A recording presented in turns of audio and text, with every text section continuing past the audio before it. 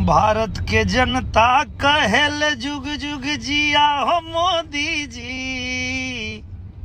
भारत के जनता कहेले जुग जुग जिया हो मोदी जी। नंबर 1 बना के भारत के दम लिया है मोदी जी।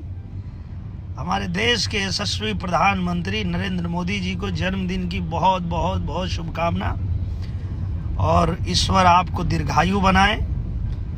बाबा भोलेनाथ की कृपा आप पर ऐसे ही बनी रहे। और आपने जो जैसे कि आप इस वीडियो क्लिप में देखे ही होंगे, निरहुआ जो कि भोजपुरी इंडस्ट्री के कलाकार रह चुके और वर्तमान में संसद के रूप में कार्यरत हैं, उन्होंने अभी अभी लाइव आकर के नरेंद्र मोदी के बर्थडे में उनको हार्दिक बधाई भी दिए हैं। निरहुआ इस वीडियो के माध्यम से बोले, नरेंद्र मोदी आपको जन्मदिन की बहुत बहुत बधाई। जो आपने प्रण लिया है भारत को एक नंबर 1 राष्ट्र बनाने की, इसमें हम सब आपके साथ हैं। भले ही हमें अपना जान न्यौछावर करना पड़े, लेकिन हम कभी पीछे नहीं हटेंगे। भोजपुरी इंडस्ट्री के निरहुआ की इस महानता के बारे में आपकी क्या राय है, कमेंट बॉक्स पे हमें जरूर